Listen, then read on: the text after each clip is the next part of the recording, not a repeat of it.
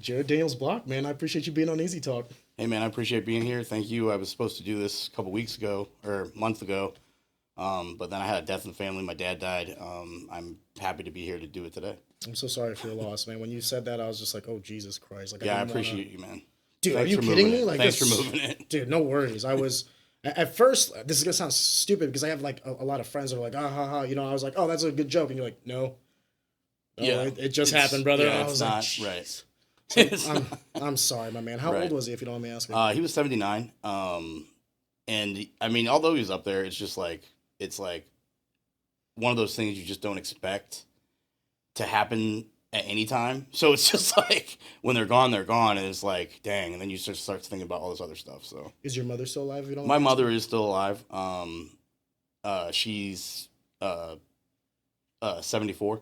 So I mean, I'm not gonna say like I wasn't prepared for my dad to be gone, but at the same time, dude, it's like, it's one of those things. Like I said, man, like once they go, and everything they say about your dad dying, like, is true. It's horrible. It's horrible. I luckily for me, my father is still alive, but I did lose my mother, and I remember even though we kind of knew it was coming, because she was sick for a long time. Yeah. Doesn't matter. I mean, as a kid, you always know that you're gonna outlive your parents, even if it's like a subconscious thing you never think about, right? It's like a blessing and a curse kind of thing. Right. I'm sorry for your loss, man, but Yeah, I'm sorry for your loss too at such a young age, man. I mean, dude, as a famous fighter once said, it is what it is.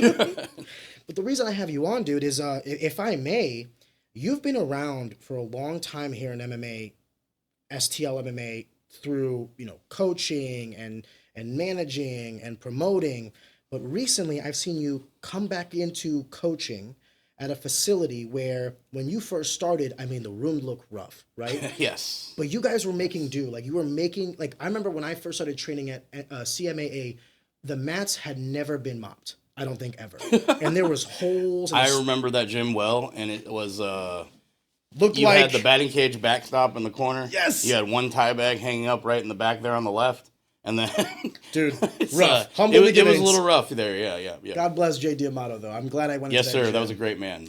But I'll Great say, guy. since then, dude, I've seen the progress. You've gotten new mats, new equipment, more people coming in. The size of your classes are increasing. I see the new ring, the people that you're training, doing privates with, showing on social media. I've seen progression. I mean, in like the last 3 months that most gyms don't have for like a year. Yeah. So first of all, congratulations on this success that you're having. Thank you. The growth of this.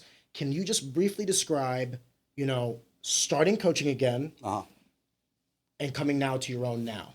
So I was during COVID, I totally completely stopped coaching. I stopped doing privates. I was listening to all the warnings on, I was actually legitimately scared during COVID. That's fair. During the pandemic. So I just stopped when they said, hey, you got to stop seeing people, I stopped seeing people. And that was when I just like officially like closed up, and, I went ahead and looked for the day job, and I got hired at Amazon at first, and I worked there for about a year. Forgive me for interrupting. When you say close up, you mean MCS, like the Well, doors to the MCS, that name, and like the team name, like, I think like in people's minds and hearts, like that will never close up. And It's like pride, never dies. It just never dies, man. And then, but like the actual, like me physically working with anybody was done. Gotcha. Because I was legitly, afraid of what was happening, during the pandemic. So I got like a regular 9 to 5. It was a work from home, which I've lucked out and like fortunately got a work from home job. I still got COVID though. So it's like, regardless, I still got COVID. But got it on a Zoom meeting. Right. Yeah, dude, that's what I was gonna say. Did I just get this through my keystrokes? Like, what's happening here? But yeah, long story short, man, I did that for a little while, and then I ended up diving into a security role. I started really, really low level there, and I worked my way up within 6 months to I was the head of U.S. Bank. The head of security at U.S. Bank. Oh, I was going to say the head of U.S. No, Bank. no, the head of security at U.S. Bank. So basically, the U.S. Bank building downtown, I was like operationally the head of security. Nice. So basically scheduling, delegation, make sure everything runs smoothly, stuff like that, day-to-day stuff. Yeah, when you get to that level, you're not doing security anymore. Now you're just doing But paperwork. while doing that, man, people were hitting me up the whole time, be like, "Where you at, man? Like, where you at?" I had tons of people just like asking, like, "Hey, man, I need some mitt work. I need some pad work. Hey, can you corner me?" And this even happened after the first time I closed the original gym. People were still hitting me up, being like, and even people from like that moved out of state, being like, "Hey, fly out here and corner me. Like, do this, do that." Like, would you? yeah, I did it a lot of the time. I mean, guys in KC, I would go out there and corner them. Guys who, I was actually technically coaching at St. Charles the first time I closed MCS. So a lot of those guys that went over to St. Charles MMA asked me to corner them too. So I did that. But yeah, man, I mean, I completely shut off all training, but my heart was like missing something. Like I was just missing. I don't know if it's the adrenaline or it's the anxiety of it or it's what I was missing, man. But I just didn't feel alive, and it was like, and it wasn't even like a sense of like missing it. It was like I'm not the same person doing this than I was when I was coaching or involved in martial arts. So it's like a big hole was there, and finally I like succumbed to all the guys asking me to come back, and I tried to reopen again, like tentatively in a smaller gym in Hazelwood, and we ended up having to move around a little bit, and then I got really sick, so I had to close again for another period of time. If you don't mind me asking, because I want to get a time frame for this. So, like during COVID, during the height of the COVID scare, you closed shop. Yes. You get this job at Amazon working from home. How long did you work there before you got the security job? So I was working about a year at the Amazon job. Okay. And then I was just scrolling online, and I seen this post of they're needing security help or whatever. So I just decided to fill out the application, see what would happen. I'd done security in college, so it's like I could put that on the resume and it would make sense. Like you can't really put MMA coach on a resume and it doesn't. Are you still working as like the head of security? No, right now I'm doing coaching full time and personal training full time. So how long did you work in U.S. Bank? So I was there for roughly 2 years. I think I was just shy of 2 years. Okay, so that's basically the entirety of COVID. Correct. So yep. Those so 1 3 year. years. Yeah. I was basically off the radar. No MMA. I see people like dabbling in training. You'd see people like training with like sheets over the windows or whatever, like stuff like that. Terribly sorry to interrupt the content that you're enjoying right now, but if you've been watching our content for the past couple of months, you realize that Easy Talk is a brand new podcast. We're genuinely trying to figure this thing out as we're going. Some growing pains for sure. If you are genuinely enjoying this content, we feel very humble in that, but we would like to ask that you would also subscribe and like to the channel, simply because it does help us in the algorithms and ultimately to grow. So take a second. I'd really appreciate it. And on with the show. People were still doing privates for sure. Yeah. But, it just didn't hit with certain people as much as it did for me. I was like trying to protect my family, and it became like, what can you do to survive financially while you can't do what you love to do, I don't blame anybody for being afraid. I don't blame anybody for like believing a narrative at the time. But I will say that I hope that a lot of people learned a lot from that. I certainly learned a lot about propaganda and the way that a system can move a large group of people just based off of what they say as fact, and it might not always be 100% truthful. What worries me more than anything now, though, is like, let's say there's like another pandemic that is, the mortality rate is like 20%. Right. How many people won't trust their government? How many people won't trust, quote unquote, like professionals and all this stuff? Dude, I'm skeptical of everything I hear now. Yeah. And what worries me. It definitely made me go there too, dude. Yeah, dude. It's like now it's like, what happens if this happens again? But even worse. I don't know. I don't like how it all kind of unfolded, but I hope that we've learned a lot, and I hope that the government learned a lot about transparency, because it's on them now to regain that trust that they broke. Yeah. I look at it like a relationship. It's like, hey, you're the one who did me wrong. Now you have to repair that bridge. And like, I fully agree, man. I mean, I grew up in a household to where it wasn't that I was being taught. It was more of like, believe what they say.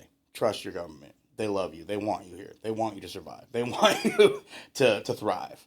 And then looking back at the last 3 years after the pandemic, man, it's just like, dude, like, what the fuck was that, dude? If you don't mind me asking, were you did you immigrate here? Were you born in America? I was not born in America, so I was born in South Korea, in Seoul, and I was adopted, and I think I was like 1.5 months old when I came over. Wow. Yeah, so I was adopted into a Midwestern family. My mom and dad were actually they were in Coal Camp, Missouri when I was adopted. Wow. So really, really small town in Missouri, right outside of Kansas City. Well, God bless, man. The trajectory of your life was forever changed. Yeah. Forgive me. So I let's could have been dude, scooping rice patties in the field and stuff. I didn't want to say that. If I was in Albania, I'd be like a hashish merchant or like a goat herder. I'd be fucking talking shit like, I got the best goats. Anyway. Very lucrative, my friend. So, yeah, so for the 3 years you were there basically doing different jobs, just trying to get by during COVID. By about the 3-year mark, guys talk you back into, hey, let's open another gym. You start opening it up in Hazelwood, Missouri, but there was like some complications. So now you're ending up, when did you end up at the current location you're at now? So I have now been here for this last turnover will be a little bit over a full year. Okay. So we've been here since I think it was, when was it? Yeah, we've been here a little over a full year now, dude. So, and like just the I want to go back because it's like there wasn't guys telling me to open a gym. It was more guys telling me, "Hey, I just want like a couple sessions." You know what I'm saying? It wasn't let's open a gym. I kind of fell into this because this used to be Mike Wood's gym. I don't know if you know who that is. Too Good? Yeah, Mike Too Good Wood. Yeah, it was his gym where he was training his privates, and he had certain guys come in there throughout the week, and then he had his sparrings and his other dealings at the church that they're at just down the road. With Jamie Crozen. No, the other church, like an actual church. An actual church. Yeah, an actual church. Jesus loves concussions. Yeah, dude, they have a ring in there too in that church. Yeah, it's the Have Bible Will Travel Church, and they have fight shows and stuff too. Hit you with the Holy Ghost. Right, dude. Some people see him, I'm sure, but it's so I kind of fell into it, man. They were like hit me up, and it's funny because it wasn't him that directly hit me up. It was actually Jake Roberts' dad, John Roberts, who hit me up and was like, "Hey, man, I got this place for you, man." And I'm like, "Cool." And I'm like, "What is it?" And he's like, "It's Eagle Gym." And I'm like, "All right." So I had kind of known about it before because I had been in there in the past. Like certain guys I trained had gone in and out of there like throughout their careers. So I like knew about it. But I didn't know what a rich history it had in the area. And how long that the original owner had actually owned it for, and like what a pillar it was in the community. So Mike Wood doesn't own the building? No. Okay, forgive me. No. He just uses that building? Yes. And then who is the owner? The owner right now is named Andrew, but the original owner was named Rick King. And that's who originally owned it. And when I came into it, the owner was named Matt, but Rick was still there. Rick died last summer. And Asian guy? No, he wasn't Asian, dude. He was I think he was a Caucasian man. Oh. It was, all y'all, right. All y'all white people look alike. You may or may not. But Hey. I prefer the term olive skin tone. You know what it is about Europeans? We're white until we hang out with white people. Like when I'm white if I'm with black people, but then I'm with like white people and I'm like, right, oh, you're not white, right? They'll be European. Like, they'll tell you you're not white, right? Yes, exactly. Then I'll be hanging out with like black people and they're like, you're white. I'm like, am I though? I'm really not. I'm really not. Yeah.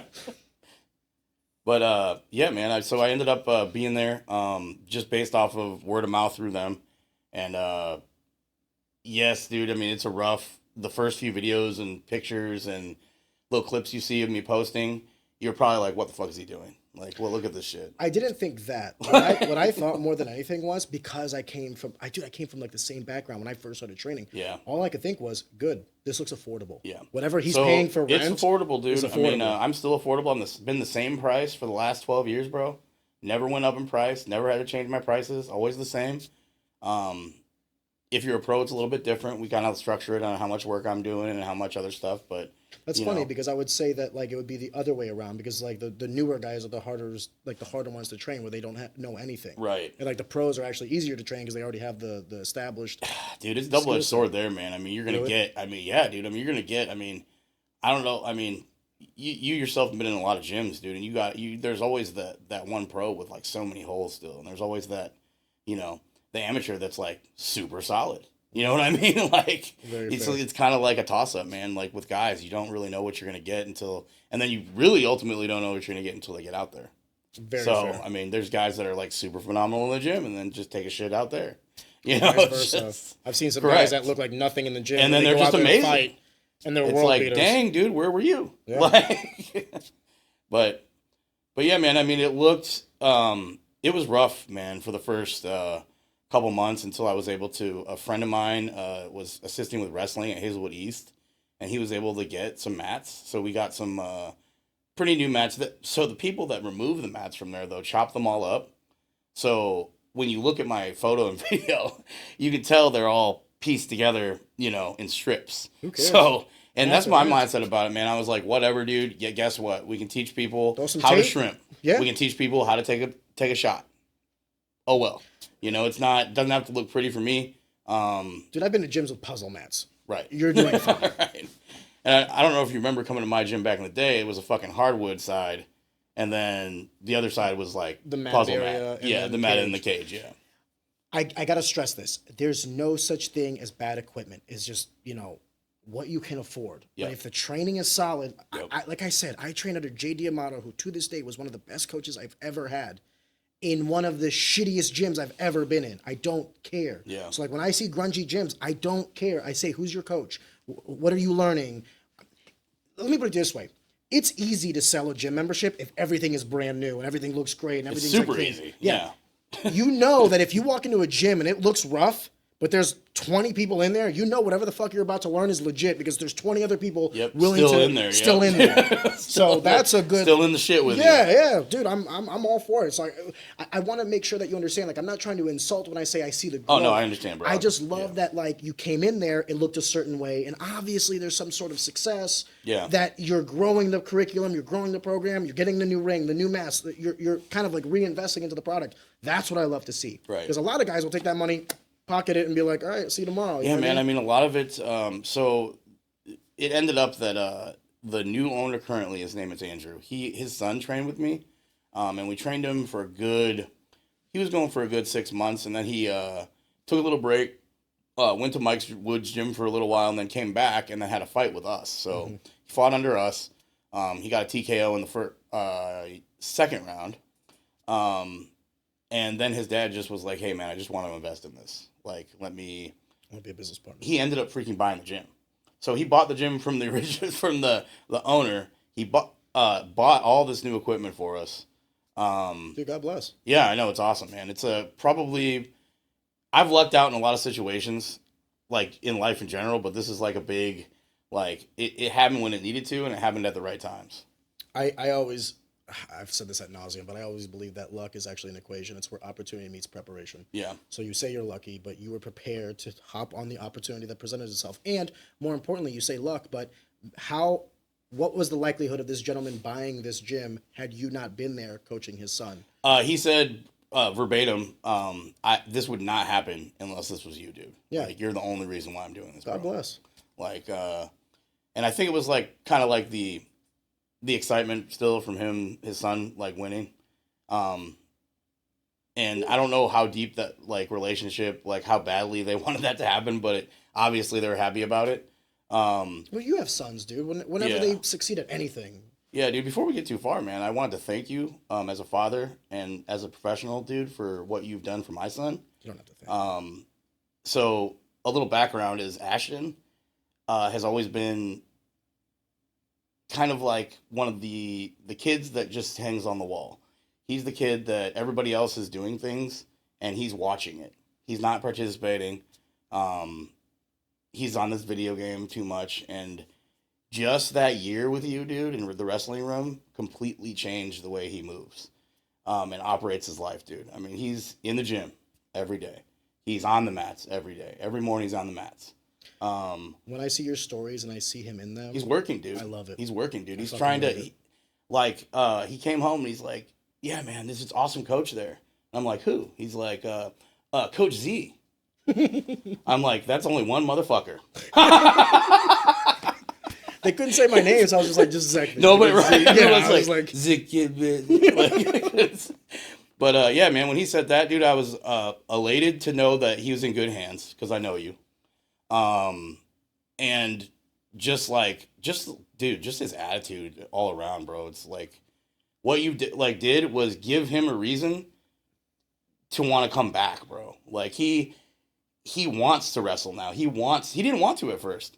Like it took that coach to be like, hey, you're better than this. Like, come on. I say this all the time. It's so easy to make kids grow in the sport of wrestling because the vehicle is such a powerful vehicle. So strong, dude. All your son needed, because I could see, I could be wrong about this. No, you're probably right. I think children, because I can tell you from when I was little, children crave direction. They crave absolutely what he needed, dude. Stability and like, hey, I want to do this thing, but I'm unsure of how. Sometimes you just need to hold their hand for like the first couple seconds. Yeah. And then like let them go do their thing. And it's not just Ashton, but there's like, I've seen so many kids like come into their own, especially with like confidence and all this other stuff. And I wish I could sit here and tell you like I have some like secret magic sauce. No, it's the sport of wrestling. Right. It's just an easy vehicle for me to navigate these kids into, because I 100% agree, dude. It's an individual sport. On the football field, on the basketball court, like if you lose, there's so many outs, right? You could be, oh, the point guard didn't pass me the ball, or the quarterback's not throwing me the ball, or what have you, or the line doesn't do a good job. In wrestling, it's like, it's the highest of highs and the lowest of lows. Yeah. If you lose, you lost. Yeah. But when you win, it's the highest of highs. It's like the culmination of my hard work and all these things. The absolute biggest high, dude. Dude, so your son was just, he just needed to know that it's okay to try, dude. That's absolutely it, bro. Just try. He's watched a lot of my successes and a lot of my failures, and through that, dude, I think he had this idea of what I was gonna expect from him. And I mean, I'm getting a little emotional right now, but I'm gonna just keep talking. Fucking and it's was beautiful to see another father such as yourself, dude, and you're a coach. Be able to, it kind of like reinforced a lot of the things that I do. And I was just like, so this is what we really do. When I saw him come home from that, bro. Like, it was like really hard for me not to go to that place to where I wanted to cry. You know what I'm saying? Because when you see your kid happy with something, dude, it's like the most amazing thing in the world, man. And like, he really needed you then. And I think that, I mean, he's ready to come out next year, bro. He's ready. He's ready to get some wins under his belt. I know some of the guys you have coaching wrestling there, and I cannot wait. It's not even. I want to stress this more than anything. It has nothing to do with what happens on the mats, right? Because like some guys, I said this before. Like some guys will be happy with a win. That's fine. Do you know how easy it is to just give up? It's the easiest thing in the world. I'm losing. Why am I doing this? So to come back. That's all that matters. Yeah. I hate to say it this way because like it makes me sound like, participation award, but like truly everyone will go out for sport for whatever reason they go out for. Yeah. It is your job to facilitate whatever that goal is. If that goal is, I just want to participate in practice. Okay. If that goal is, I want to be a state champion and go into the NCAAs. Okay. Like you have to kind of mold your coaching style to the individual. Some kids are easier to coach than others. Your son is easy to coach. He's never once back talked to me. He's never once like been like, you don't know what you're talking about. Dude, he's like a sponge. It was so easy. I told him, dude. I was like, this dude knows exactly what he's talking about. I mean, I told him the history between us. I said, you tried to come to my gym before. A promoter at the time did not like that. Jim Jenkins. We'll say Double J. No, because that's Jeremy Johnson. Yeah. JJ's Jeremy Johnson. Double J. It's okay. What is he going to do? Sue us? Yeah, right. Damn. People in the know will know. Yeah, he probably can't. But, yeah, man, he didn't like the fact that you were trained there. And it was the weirdest thing ever. Like, it's the first time I've ever trained somebody, and somebody came in and was like, you're leaving. And like literally physically removed you from the gym. It was a weird situation. And you're so young, you don't know what the fuck is going on. you looked legitimately confused by the Yeah. situation, dude. I was like, Well, 'cause now he I told feel me- bad. He told me to go try it out. So like I need when we left JD Amato's. Weird. He man. was like, go to all the gyms. I go, okay, well, what are all? Because I didn't know. I was like, what are all the gyms? By the way, I went to you for a week. I went to Steve Burgers. I remember for a you week. went everywhere. Yeah, I remember. Yeah, that time. because he specifically told me try all the gyms, and I was like, okay. So I called everybody, and I was like, hey, mind if I try Dude. all the gyms? But yours was the first one where he came in. I remember like we were doing a private. It was so weird. We were doing bro. like a circuit or whatever. It's like, did he? I don't know how he knew you were there, but it was just like he showed up, bro. and he started like interjecting on you, like Every 5 seconds, dude. and I remember I was kind of like, are mom and dad fighting right now? Like, what is going on? It was weird, man. Like I was totally taken back by it, and then I never after that day. I was like, I will never trust this dude again. Jared, like, that's it. I'm sorry for that. Now looking It's not back, your fault. it's not your fault. Yeah, but I was an adult. You're a I was, fucking kid yeah, still. But I was over the age of 18. Like I Right. could have at any moment. Dude, you were taken like, control. dude, when you're 20, you're still a freaking kid. You're not. You know what fucking I'm saying? You're still a kid when you're 20, bro. And like, no matter how many, like, oh yeah, I pay my bills. It's like, bro, that's great, but that's nowhere near you yet being an adult, sir. Fucking, you still have concepts and stuff to manage that you don't know yet, and like. You were really encourageable at the time, bro. Like, you could have... He was probably ended up just being like, hey, go here, and that's where you went. I will say this about Jim Jenkins. He was what I needed when I needed it. I just don't think that... He just did it in such a sleazy way, bro. And looking back, because I didn't know... Dude, especially through this podcast, I've learned a lot about a lot of things from like a decade ago. Right. You know what I mean? Especially with like Steve Berger telling me about A lot this. of inner workings going on, Dude, bro. I didn't realize how everyone knew everyone. When I was coming into MMA, this was like a brand new world for me. I knew wrestling, and I knew everybody in the wrestling world. And then when I went to MMA, all I knew who was like J. D'Amato, and I knew that J. D'Amato worked very closely with Jim Jenkins through the BMF sanctioning body. So I got my fights through Jim Jenkins. Like when I would go to Jay would go to Jim, and that's basically how it was.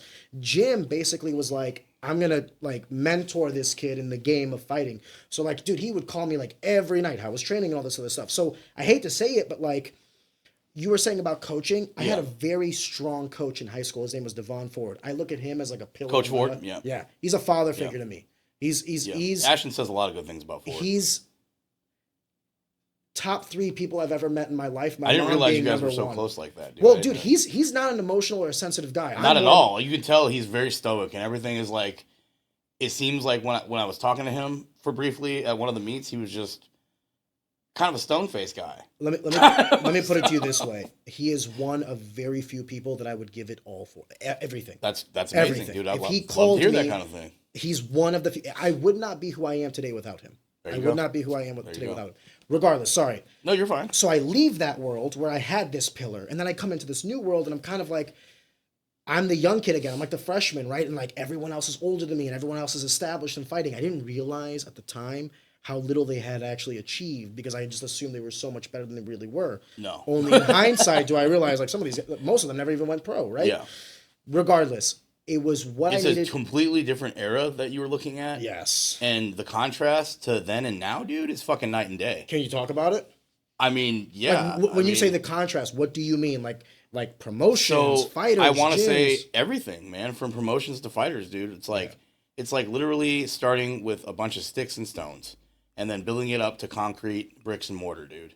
I mean, it's like what you had back then with the original like the J D'Amato crew and all those guys, dude, and like Nick Berger and Jim Jenkins and all these original guys, dude. You had tough man contests that was martial arts to them. Okay, now, dude, things are super like, and I'm not gonna say it wasn't that then. I'm just gonna say that it has evolved to a point where everybody's fucking good, Dude, and I'll now, say it.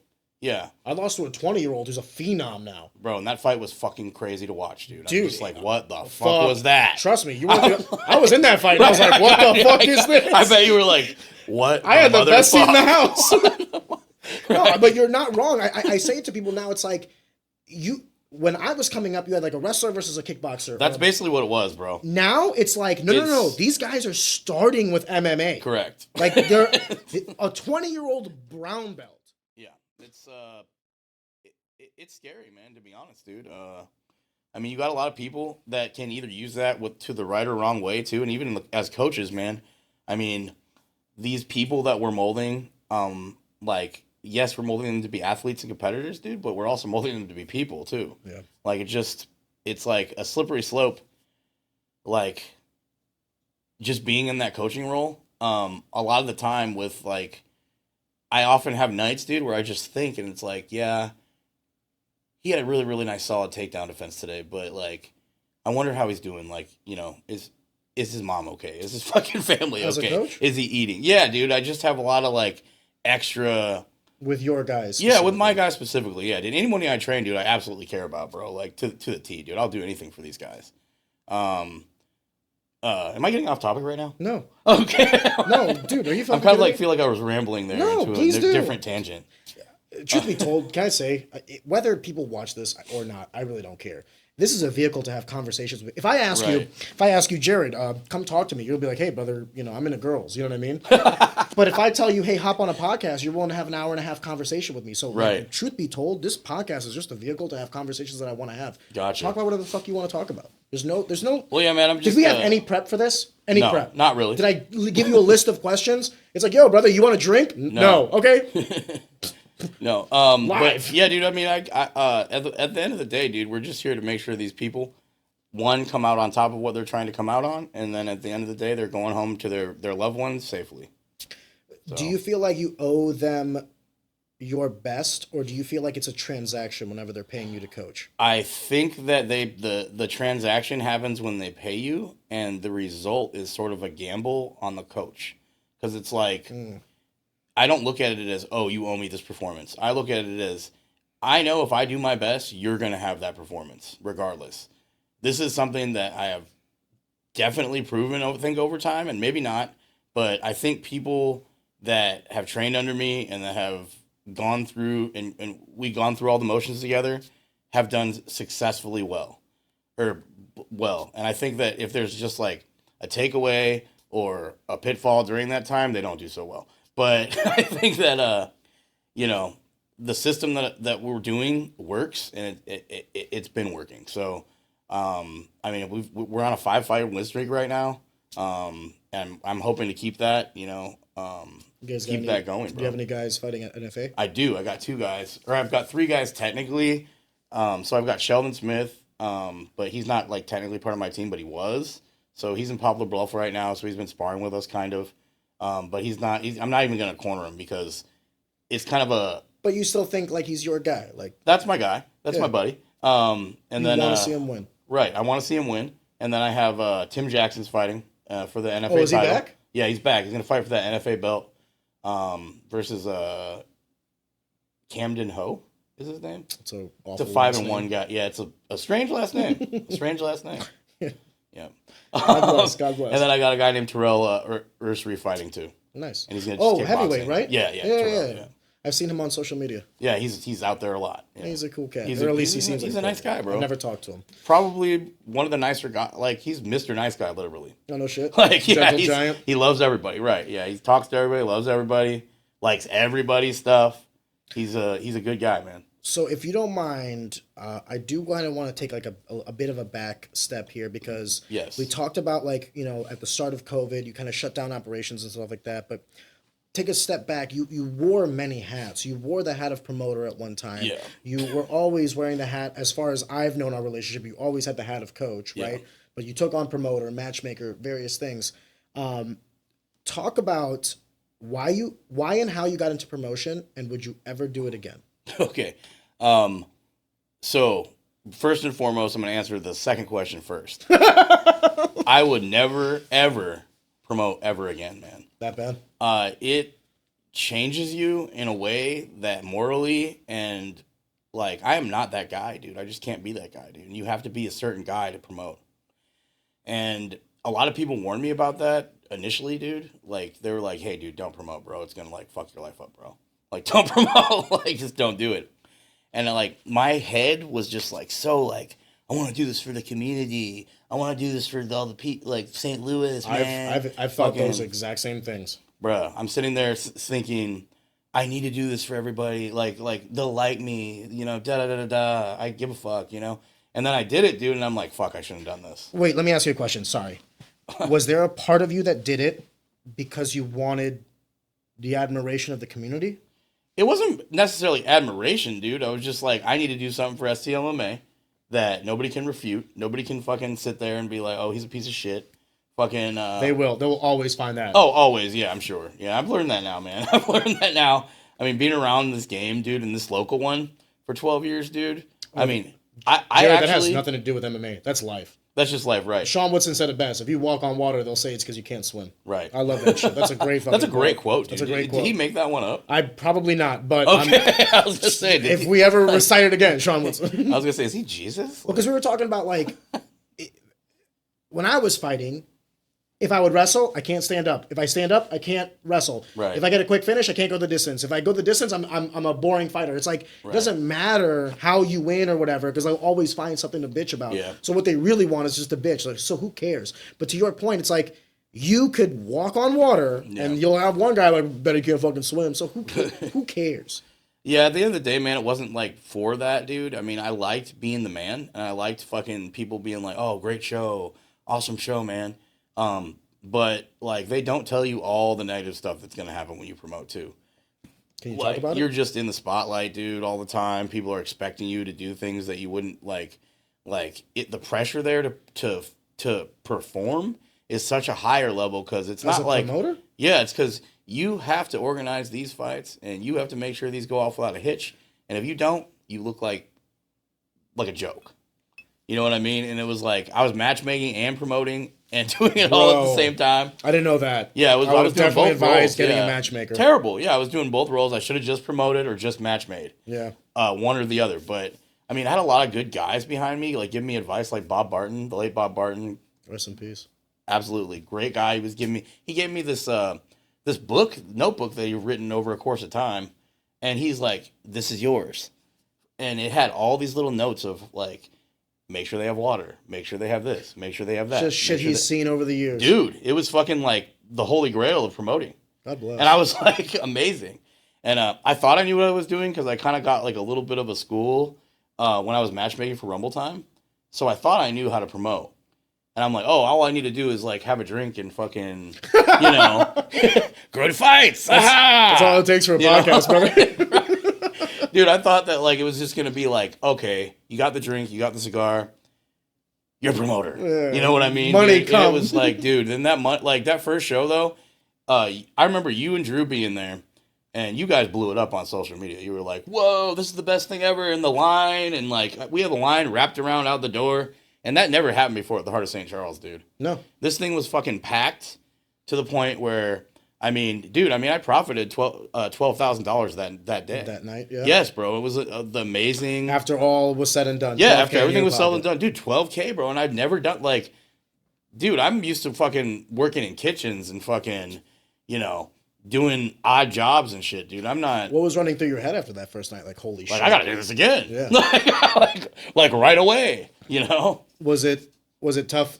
I always say that in business, in life, in athletics, it's easy to be good one night. The toughest part of anything is consistency. Dude, yes. And it became, I'll fast forward a little bit. It became to a point where I was trying to put out so much content that I was trying to put quantity over quality. And it's And it unsustainable. fucking, dude, you can't sustain anything like that. And at promoting, dude, you're like, we're talking about putting 25K out there, dude, and hoping that shit comes back at the end of the day. Yeah. And then some. You're hoping you get that money back and then profit. You know what I mean? And I just did a lot of things wrong, dude. I should have listened to some people that were really trying to like point me in the right direction. And Well, hindsight's 20/20, so. it is, dude. And I think like that time, dude, just like left me with like just like a super bad taste in my mouth for MMA in general, and it kind of just like led me to like I ended up closing up my gym during the end of my promotion days because I wasn't like I had just totally hit rock bottom financially. Like it was a bad Because you were having to liquidate things in order bro. to like. It was a bad. No, it wasn't even that, dude. I didn't even like. I kept all. I sold off some of the stuff. Like Ray Norris came and bought some punching bags from me. Like when I closed the first time, and it was just like, dude, I hit rock bottom really badly, dude. And I was like drinking and like like, which is why I'm not drinking today. Yeah. That leads me into a For whole... the record, I feel like an asshole. I was like, hey, do you want a whiskey? And you're like, dude, I'm a recovering alcoholic. I'm like, oh. It's okay, dude. So I have enough water. self-control now to be yeah, I'm also not smoking anymore either. So Can I tell you who else said something very similar? And by the way, I don't take that as like, I'm glad that you guys are. Dan O'Connor. Oh, Dan yeah? O'Connor's like, hey, I'm good. My kids...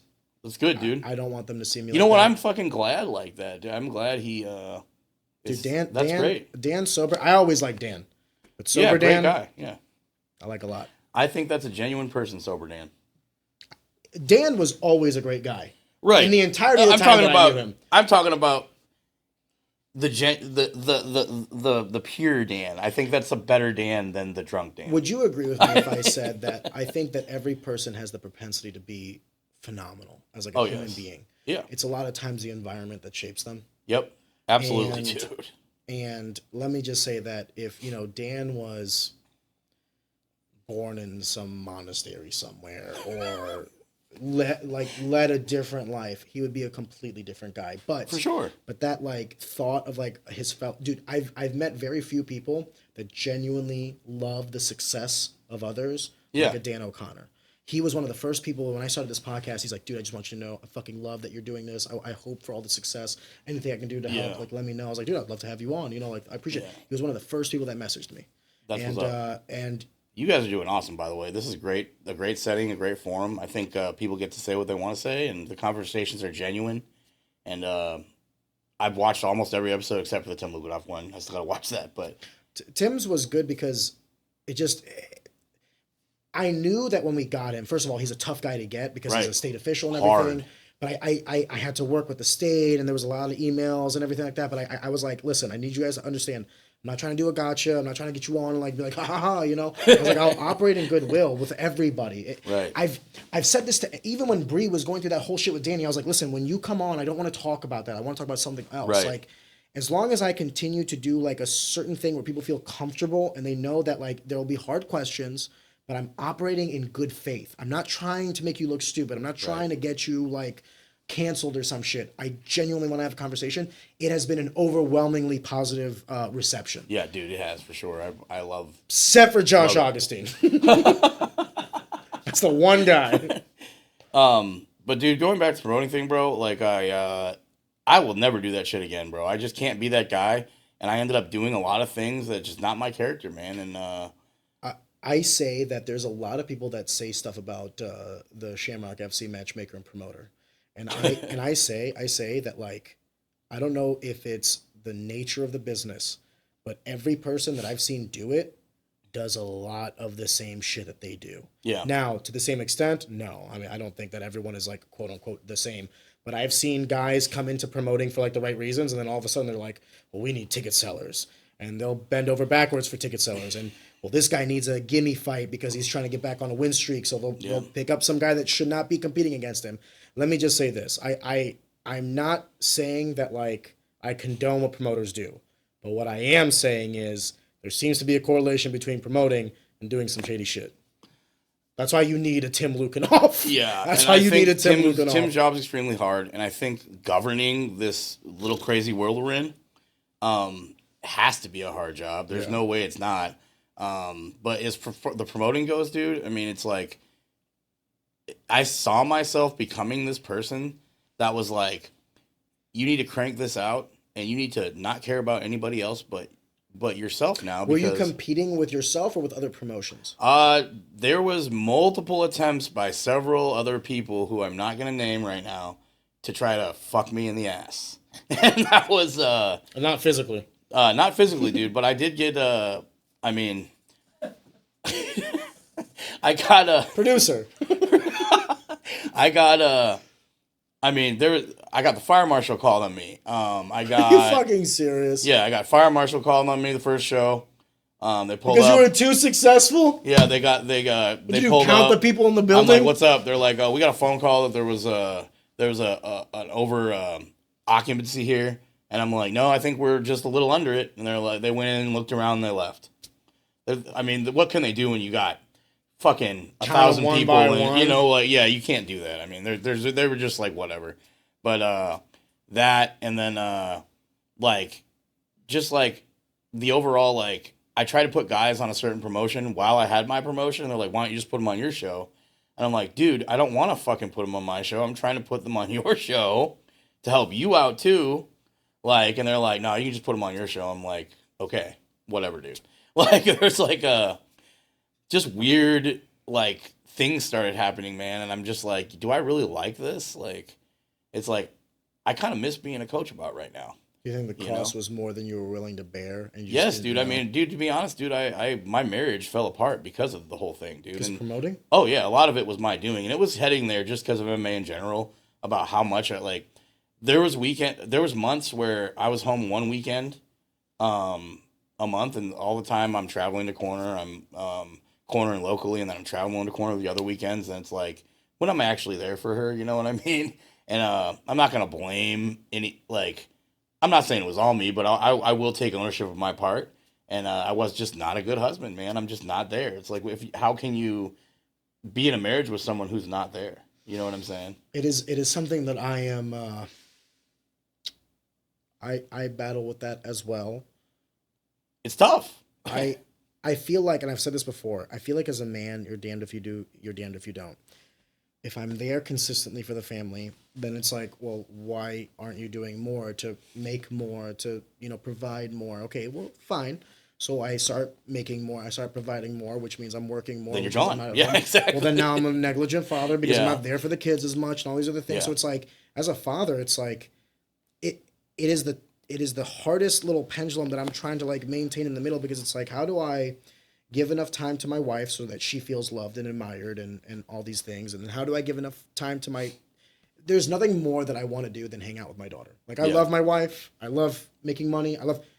I would rather hang out with my daughter than anything else on this planet. She's the fucking coolest person I know.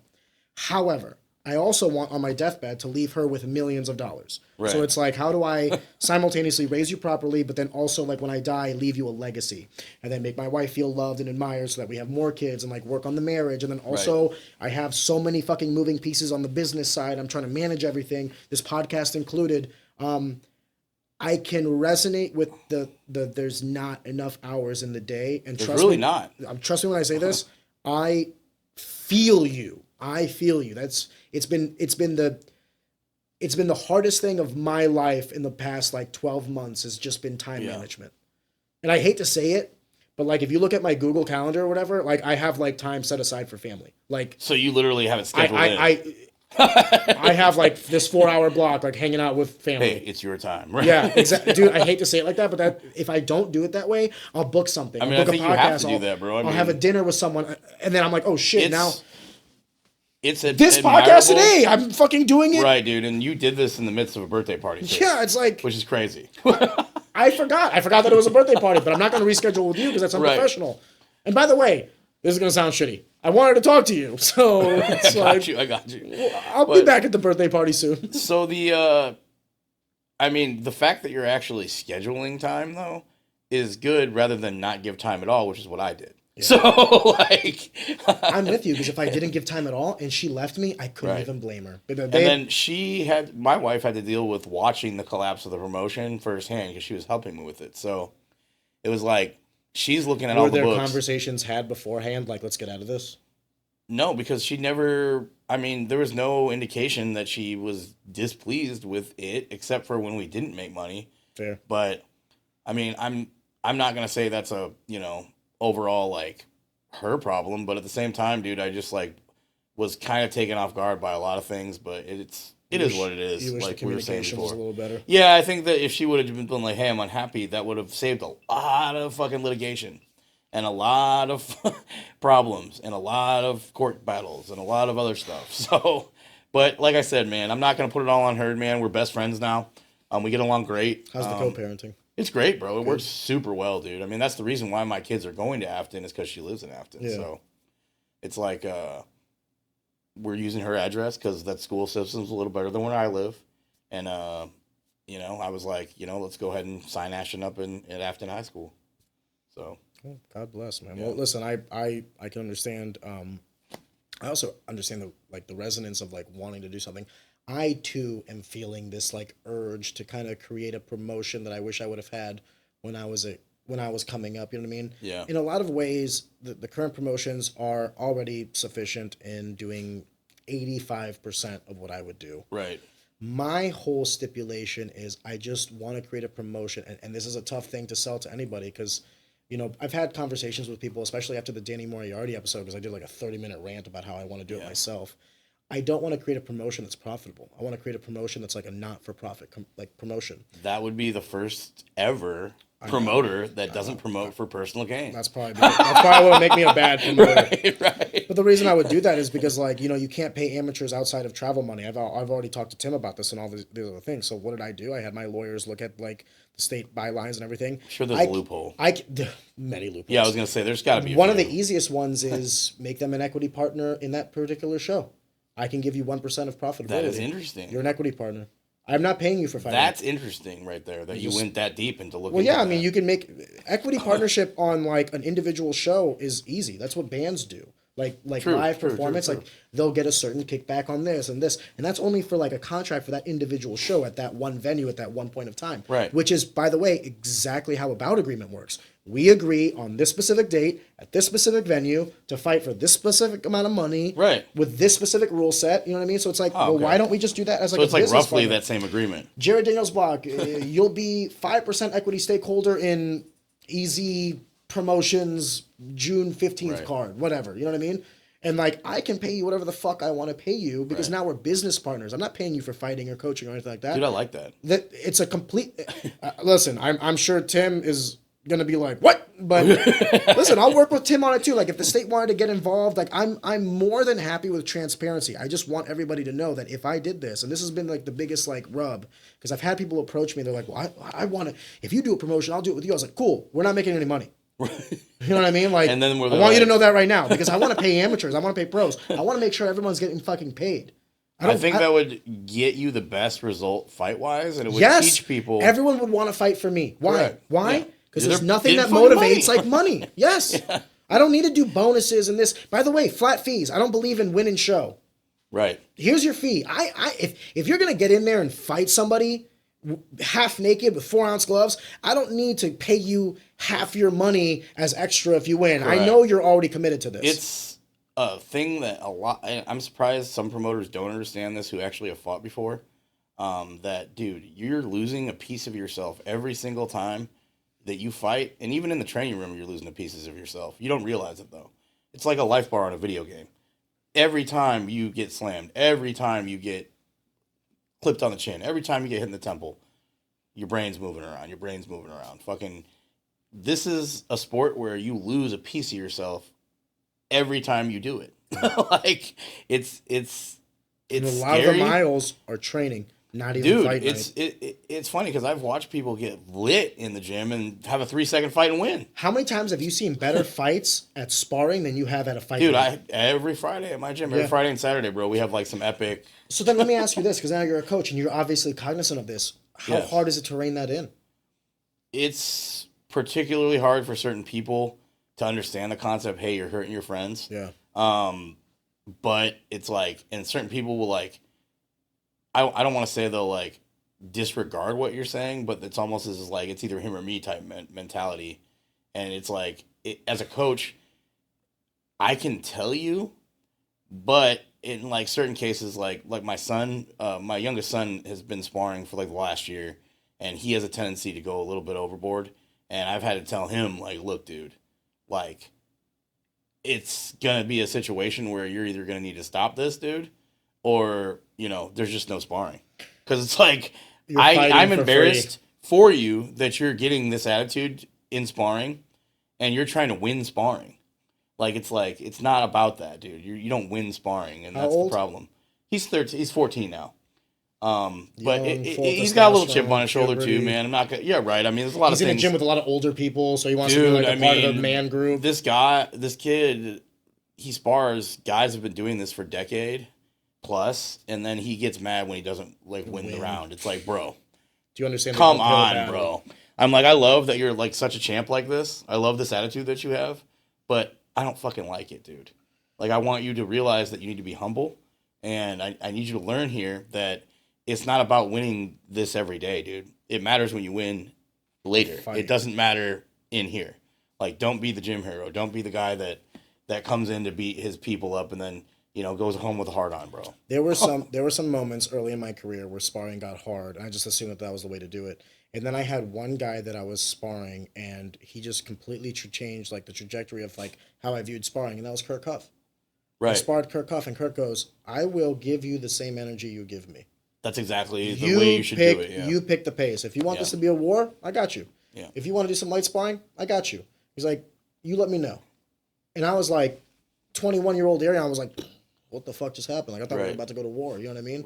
I thought we were about to get it. But ever since that spar day, by the way, this was like before like YouTube had everything about everything. So it's like you learned through trial and error. Dude, if we're talking about that, dude, that's fucking horrible. I think that having access to all this stuff is not good for certain people because it's like you're trying to perform maneuvers and do things that are not even in your skill set yet. Oh, you mean in the sense of like self-training? That, and then just like the exposure to it. Like, you don't need it at a certain level. Like, guys that are entry level don't need to be seeing intricate 360 things. wheel kick. Bro, like, when are you going to do that, man? Like, is that going to happen for you?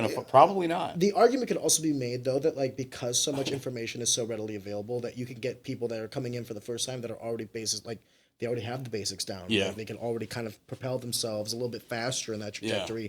So, like, what would you say about the argument of like, hey, the guy is coming in first day of boxing, but he already knows his 1 through 4. Right. Because of YouTube videos. And I'll mention this since you said Danny Moriarty already. So he was saying, we had this conversation about, so you're going to look that up on YouTube and then like show it to me? And I'm like, no. And I'm like, I showed him my YouTube history and I'm like, I have never looked up a fight. When I go to YouTube, I'm looking music, movies, things that are not fighting. Okay. So he was like blown away by that. He was blown away by that. Like he was like, love Danny, by the way. I want to drop his name since he dropped mine he gave you some love. Yeah, shout out to Montreal too for dropping my name also. He also gave you some love. But I got a story about that one, but afterwards. That's cool. Love both of those guys. But dude, I mean, like, he was kind of blown away by the fact that I had never like looked it up, dude. And it's like, dude, like if I were to look up something I'm gonna show you, like if I learned it that day too, like what the fuck point is that, dude? Why would you want to? You might as well just look it up your damn self. Well, then let me ask you this, like, because I actually genuinely don't know this. I have no idea what your background in martial arts is. So you're boxing. I was boxing at a very young age. Okay. Like my parents put me in Boulder Boxing Club in Boulder, Colorado, at 5 years old, and I was I was just like messing around. I wasn't really doing anything serious. I was kind of just like dabbling in it, and then my friend Alex signed up for karate, so I watched him in the gi. And I was like really jealous of the fact that he had a karate uniform on the gi. And I was like, you know what? I got to convince my parents to do that too. So 7, 8 years old, I'm in there. And this is like a time where like karate is a huge, like karate's huge. Okay. The Karate Kid is coming out. Dude. So the first time I saw the Karate Kid, dude, it immediately like sparked this interest in it, but it wasn't like, oh, I could actually obtainably like train. I didn't realize like you could just like go and like sign up. I didn't realize that this was a thing that was like available to you. But I'm about to say the most racist thing I've ever said on this podcast. You look like Mr. Miyagi. Dude, I'll eat that, dude. And I'm gonna eat it like my lunch right now, and I'll take it, bro, up and down because I can't fucking deny it. Like, dude, I was Here, we'll go off topic for a second, but I was looking in the mirror the other day, and I'm thinking to myself, I'm shaving a little bit, and I'm thinking to myself, bro, how is this fucking possible that every motherfucking year I look more and more like this dude? Do you ever call Danny Moriarty Danielson? Oh, I do all the time. I do. Yeah, dude, last night I just called him Danielson. I was like, good job, Danielson. But, dude, I mean, I dabbled in karate. I trained MMA at high altitude, mixed martial arts, Denver, Colorado. And then when I moved to Longmont, I was at Skornikovo Martial Arts, and that was it was a Russian system, so it was like sambo and a little bit of sistema. A little hammer, a little sickle. Yeah. They made us wear red gis. I'm sorry. I'm trying not to deviate. This is a great story. Forgive me. No, but I wrestled in high school. Ooh, I've got. I didn't know that. Yeah, dude. I mean, I wrestled in high school. I wasn't very good. In Colorado State or yeah, Colorado, in Missouri? Okay, Colorado. Yeah, I wasn't very good. But I know the basics, dude. You know what I'm saying? Like, like if we wrestle, I could probably defend something for a little bit. You know what I mean? Until you ultimately got me. But I mean, I've got experience and dabbled in a lot of stuff, man. I mean, I've been, and it's like this is all steady stuff, dude. So I trained karate for a good 5 years, and I did taekwondo for 7 years. I got a brown belt. So like I mean, I've done a lot of martial arts. I competed in boxing when I was younger. It's just like I have like a weird collection of different pieces from the various aspects that you need for MMA. Yeah. I mean, the building blocks of it is a mixed martial art, and multiple martial arts. Yeah. What made you want to coach? Like, walk me through, like, your 18, 19, 20-year-old Jared. Like, did you think about, like, going to school, getting, like, a trade school job? Like, why this line of work? So, I was doing some unsavory things as a career before I had my first child. Before OnlyFans. Yeah, dude. I listened to a lot of rappers that were up and coming at the time. One of them being 50 Cent, and I just thought I was just some fucking like if I can't identify as, and this is gonna go a little bit weird or into a different tangent, but like when you're a kid and like you're really incorrigible and like you're listening to this music, man, it kind of like was like made me like think that I was something really like something else, dude. So I was selling some stuff to do stuff. There's an open market, supply and demand. I'm gonna be quite like completely honest, dude. I was like just doing the stupidest shit I could to make money, and I was still fighting though at the time. So I had my last fight in 2010. It went fucking horrible. I was doing drugs. I was drinking the whole camp. I was doing like ecstasy, dude. Like I was doing some shit like that I probably shouldn't have been doing during this training camp, but it went horrible. And I told myself, I'm like, dude, if you're going to do this again, you have to fucking figure your shit out wholeheartedly. But I did not know how to do it. Like, I had no mentor. I had a mentor because I had really good coaches, bro. I mean, like, throughout my whole life, I've had great coaches. Yeah, but can I say something, though? Yeah. If you're walking down this path, like, you were just telling me about how you care about your fighters, what they do outside and inside. Yeah. So like, I never really had a coach that was like, "Hey, are you okay at home?" or "Hey, what's going on at home? Why do you smell like alcohol? Why?" And I don't mean to sound disrespectful to your coaches, right? Jared, were they good coaches if they're not looking at the cumulative? If you're coming into practice with the fucking sugar sweats from ecstasy the last night, yeah. What are we talking I want about? to say probably the best coaches I ever had were my high school coaches, but then after that, all the coaches I ever had were just like too involved with other things. Like the coach at high altitude mixed martial arts was named Nate Marquardt, and I think he was in the UFC. He was in the UFC actually. I hear so. Yeah, he was in the UFC, and he wasn't even there at the fucking gym while I was training. Like he never was at the gym. Like there was not a time where he was ever there. Like, and this was when he was like coming up big. I think is what the situation may have been, but he just wasn't in there. But you would call him a good coach? I wouldn't say he actually directly coached me, but some of his underlings did. I would say good coaches to you, how? But yeah, I felt like kind of like that's why I ended up stop training there because I felt kind of like a number. Yeah. So I was just like, you know what, fuck that. I'm not gonna. If you're not gonna invest into me, I'm not gonna do that. And I think like the collection of situations that I had coming up training, situations when I was a kid, situations like, competing and like just not having that answer to why I can't figure myself out. Ended up me being like, dude, I want to help somebody like me try to figure themselves out. How old were you when you stopped competing? The last fight I was 24. Okay, so not necessarily. Not too young. You're like, I'm 40. Really? Yeah. 40? Yeah. Oh, we're not. Yeah. I say not that much, but 8 years. But I turned 32. I'm your this dad, year. bro. No, I'm just kidding. I'm just kidding.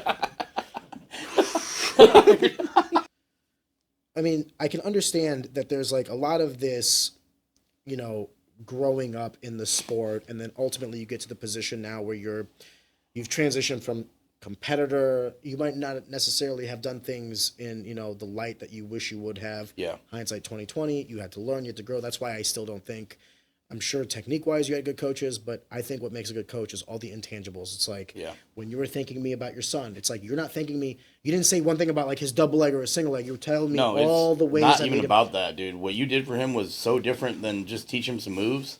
Like you taught him to love something and to want to do it again.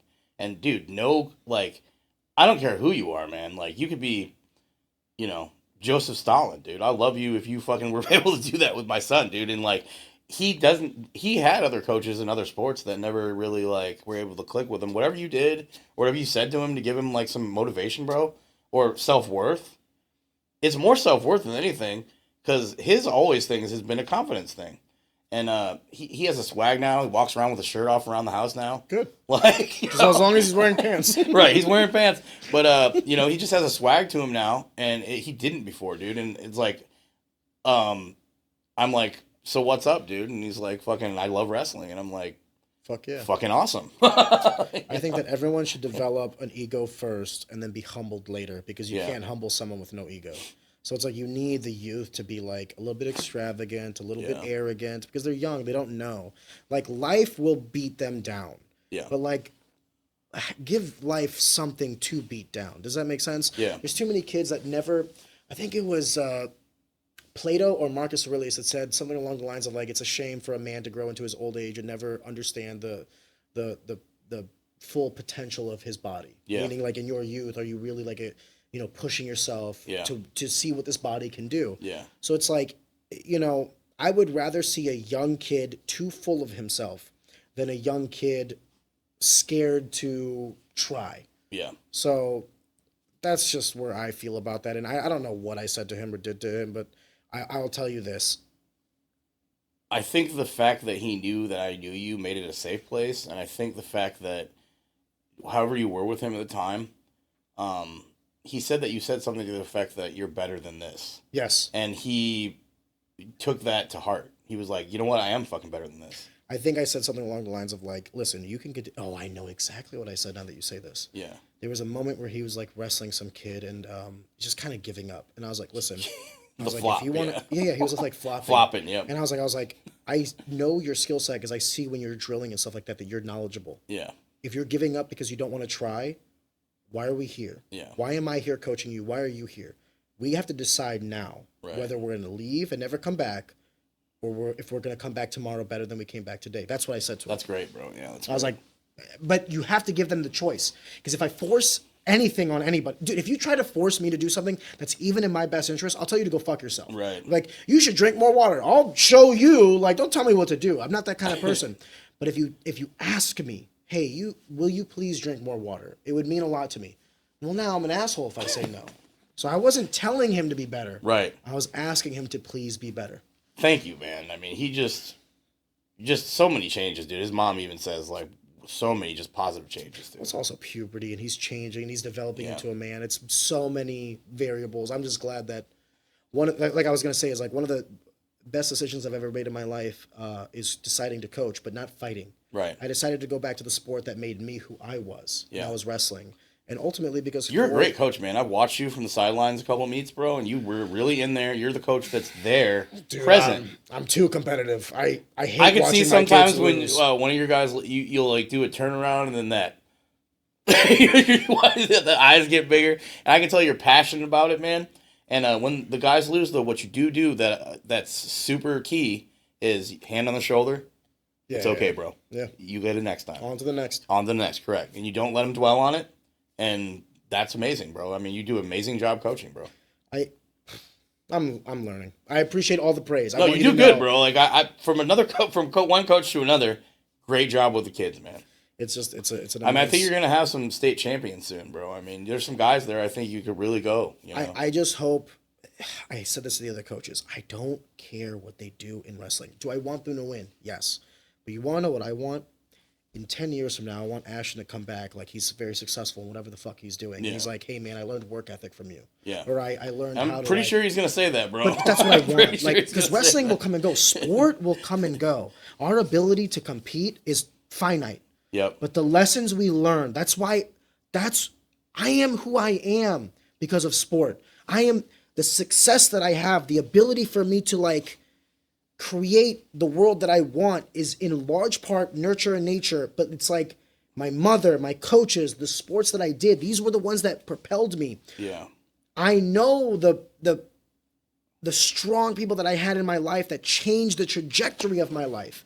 So even as dumb as it sounds, I don't need to be someone's father, someone's mentor or anything. If I could just be the guy that at one point said the one thing that someone needed to hear, dope.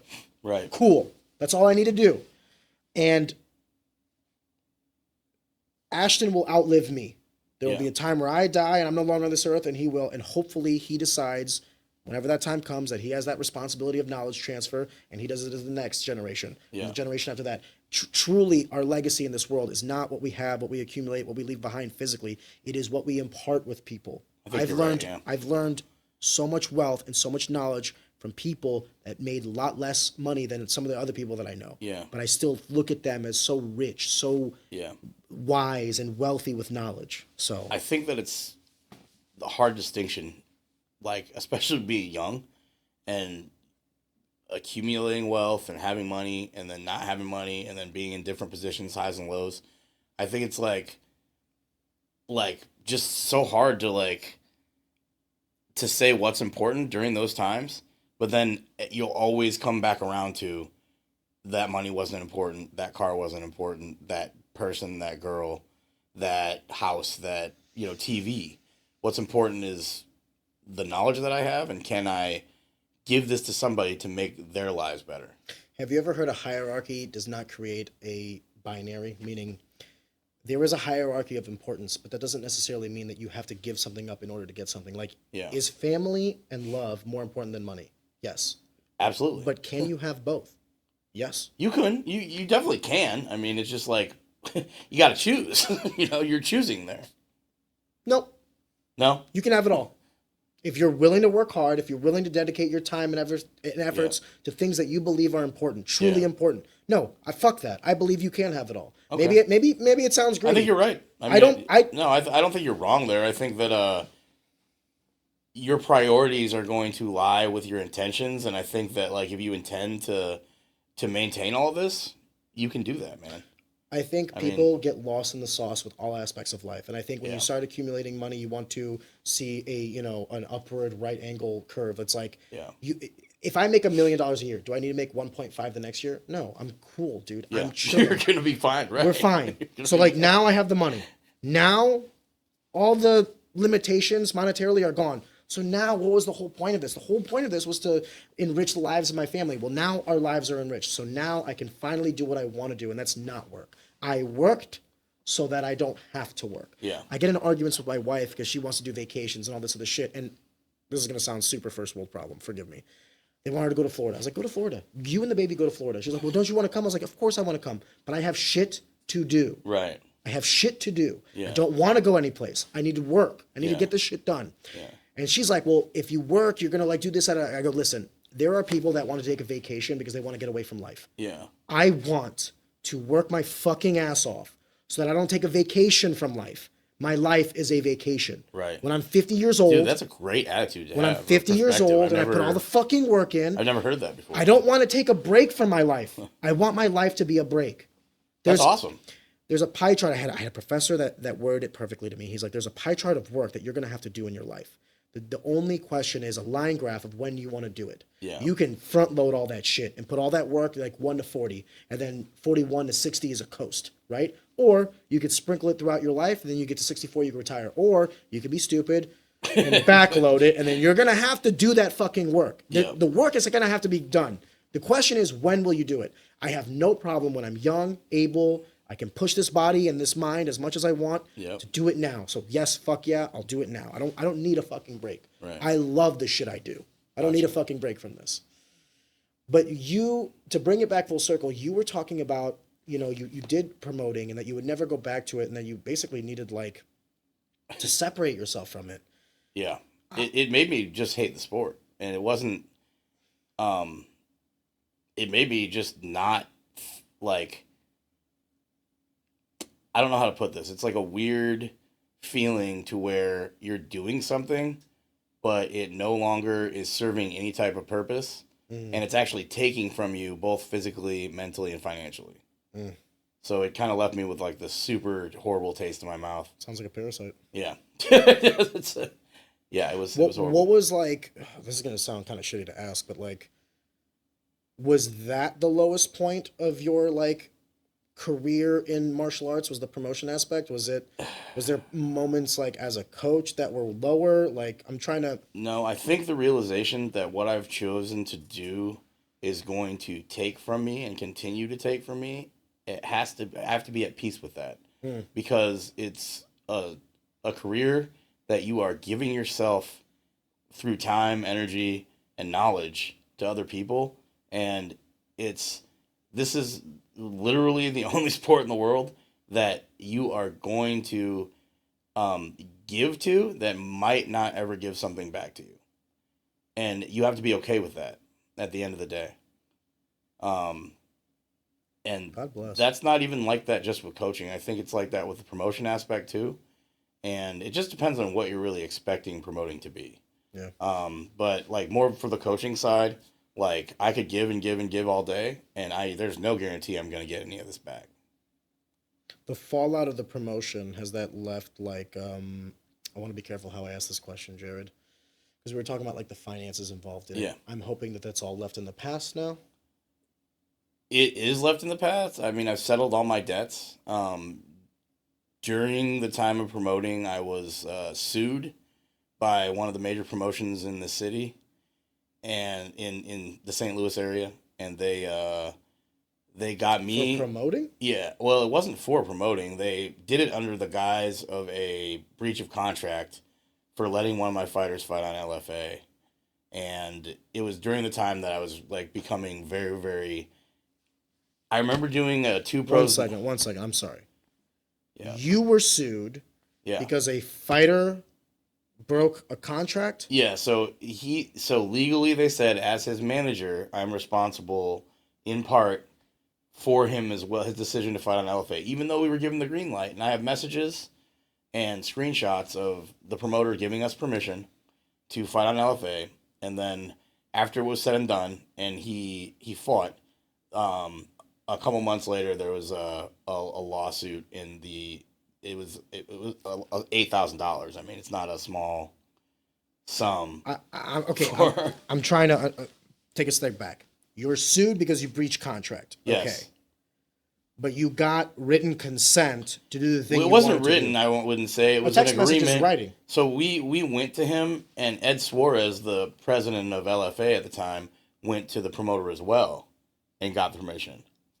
And over the phone, we thought email? We were okay. Yeah, I think it was through correspondence, through text or email, or one. Okay, so that's as far as I'm concerned. If it gets text or email, at this point, it's already rectified because I spent the last.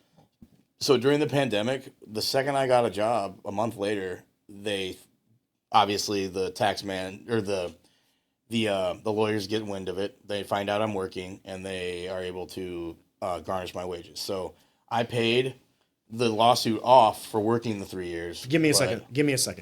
Yeah. They sued you. Yes. Did you lose this lawsuit?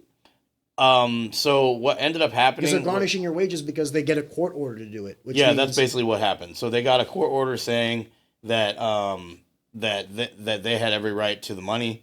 Like they said, basically, like even with this agreement with Ed Soros and the promoter. Yeah. So basically, the court deemed it in their favor, and that they won the lawsuit. So I don't know how like it got there, but at the same time, it's like they did. Did you have a lawyer? I did have a lawyer. Yeah, the lawyer appeared in court. The lawyer appeared in court for me. What did he say? And she? And the fighter in question also had a lawyer appear. Okay. And actually, I'll just mention. So both of you guys got sued. Yeah, me and Demetrius Wilson got sued. So we both for what, 8 each? Yeah, each 8,000 each. Yeah, it's horrible, man. Yeah, we got sued, and both of us have paid it off now. But we like literally for the last 3 years during the pandemic, I barely made I made money, but it's Jared, I know the person in question. Yeah. And I don't mean to sound like an insult when I say this. 8,000 to him is peanuts. 8,000 to you is everything. It was everything, dude. And no, you're very right, dude. I'm not a man who makes a lot of money doing what I do. Like I said, my prices have stayed the same for the last 12 years I've been coaching. I'm not asking for a lot of money when the guys come train, dude. And I'm paying other coaches too. So it's like, for them to do this during the time, and I'm going through a divorce at the same time. So it's like everything now, I mean, I'm not serious, but everything that's happening around me at this time makes me want to just jump off a bridge. You know what I'm saying? Like divorce, lawsuit, pandemic happening, fucking, what the hell's happening? I don't know if I'm gonna be able to I'm begging him, sending him text message, hey, please do not do this right now. Please, I need the money right now. I have full custody of my children. I need the money as much. You begged them to not, and they still did? Yeah, dude. He just ignored me, man. No return. And they'll probably never put me on another show after this, but no return call. Like, no any type of empathy at all. It was just kind of like a weird thing, man. Like, I didn't. Like he couldn't just be a human for a moment. Them. Yeah, you reached out to them and said, "Please." Yeah, I was begging, dude. I mean, I have text messages to prove. I was begging him, like, please, do whatever you want. We can put it off doing this. Can we make a separate arrangement? Like, I can't have my wages garnished right now because I have full custody of my children. It was a rough, dude. I mean, like to have 25% of your paycheck taken every check. You know what I'm saying, dude? It's not. I mean, that sounds like a little bit of money, but when you're getting paid, I don't think anyone listening to this thinks $8,000 is a little bit of money. No, I don't dude, think $8,000 is a little bit of money. It's not, dude. I mean, $8,000 is a lot of money, and to have it come out over the course of 3 years when you really need the money, then it's like, dude, during the pandemic, most people some people didn't even know if they're going to be working at all. I was lucky to have a job, but it's like, dude, it's like I've got bills, I got these kids now that are in my custody. It's like I need this money to be able to survive. I'm not on any food stamps. You know what I mean? I'm not asking for government assistance. I cannot wrap my head around this, Jared. Yeah, it's a very weird situation, and the fact that this person referred to me as a friend was very odd. And then, Jared, I mean this when I say this. Give me all the documentation from that lawsuit. I will. I definitely will. Give me every paper you have. I will. Yeah. Definitely. Yeah, it's beyond. It's a little crazy, man. It's a little crazy. I don't even know. You can choose not to be an asshole. Yeah. When you have a position of monetary authority over someone, you can choose to not be that guy. Yeah. I don't. That's what my question was, though. I said, why does this have to be now? And why does this have this have to be? At all. Why does this have to be? At all. Right, correct. And it was funny because it's like right when my promotion started hitting big is when this came. And it's like, don't tell me this is because... You motherfuckers. Yeah. You motherfuckers. Don't tell me this is because of him jumping ship to LFA. I'm going to give him a call That's after not what this. that is. Do you mind? That's I didn't know that this is how this went down. It went down really bad, dude. I mean, to the fact where I asked them to come back and put some guys on the show because, like I said, he probably never let me on the show again after this interview, but which is fine. But it's the truth. So however you guys want to swing it, it's the truth is what happened. I mean, I can show you all the paycheck stubs that have that 25% coming out. And going to their law firm. So it's a very, very, very slippery slope here with this. And, they acted like I should be appreciative of me being able to fight for them in the end of the day. And it's like, dude, I could put my guys on anything, man. Like, I love the show. I love the promotion. They do a great job, great professional job. And I'm over it now. I'm past it. It's been fucking 5 years. You know what I mean? So it's like... My blood is literally boiling. I feel you, dude. I felt the same way at the time, dude. I've managed to get to a point where I could let it go. I have But- no love for Demetrius Wilson. I already know you don't like him. Right, To this day, it's not that I don't like him. No, it's I just don't have any love for him. I to this day still think I won that fight. However, I want to say that it was a close fight. No. However, I don't want to see him get sued Right. for $8,000 because I know what that means to him. Yeah, it's big, dude. It's a big thing. Take the fighting out of the equation. Right. If the roles were reversed, Yeah. I wouldn't want that for myself. Correct. Dude, and like just going back, touching on that, dude, I mean, that it was a close fight. And if you can sit here today and believe that what happened to him was wrong, then it's fucking wrong, dude. I mean, anyone who's listening to this right now, like, in a given situation, man, I'm sure that they could have been okay without the $8,000 from both of us. Like, I'm sure that they would have been fine. Like, I almost promise you they would have been fine without the $8,000 from both of us. Jared, I want you to give me every document you have on that court case. Yeah, I definitely will, man. With I your have it all in permission- my filing cabinet. With your permission, let me. I would like my lawyer to take a look at everything Yeah, that's cool, man. Let's Is that do okay it. for, like, yeah, a- for sure. Yeah, for sure. for another consultation, and then Yeah, best case scenario, we bring it up. yeah, Worst case scenario, statute of limitations, what have you, and then it's lost money. But yeah, this cannot be the status quo. yeah. This cannot be the smoke and mirror show where everyone is so fucking petrified of these people. This is insanity. What scared me was the willingness to do it during the times that it happened. So it's like, It's inhuman. so when You're I begging got them not to, and they still do it. right, It's so inhuman. when I got the final notice from their lawyer that said, "Hey, these funds are going to be now taken out of your bank account," and this was literally like when COVID was like the hardest. So this was like year 2 of COVID, when it was like when you kind needed the of- fucking money most. when I needed the money most, bro. We already got the motherfucking the stimulus. You know what I mean? Like, that was great. But then, dude, it became like, yo, like, I'm only working these hours. Freaking, they can't give me more hours because now I'm on salary. So it's like, I'm a salary position now, so I can't get, I can't work these overtime hours to pay this extra 25%. You know what I mean? Where I could before when I was working at the other job. But it just became to a point where, dude, I'm not getting these checks, dude, and everything's getting more expensive. Everything's getting harder. Food is doubled. Fucking, it's a scary time, dude, and it's like, and no response. Crickets from begging him. Crickets from begging him. I need to get him on the podcast. I think that would be cool, man. I just don't think you would get a lot of honest answers for things that have been done. I don't think he'd ever do it. Yeah. I think he would do it if we were talking about the card or like some fights, but I don't think he'd ever want to come down and actually have a conversation. I think he truly believes himself better than most people. I never really got the sense of him feeling better. I think it's more of the loathing of people that he perceives to be lower than him. I think it's that, look at this guy, he doesn't have what I have, and let me just really stick it to him so he doesn't have what I have. And when I was getting really successful, that's when the lawsuits came. That's when the lawsuits came, man.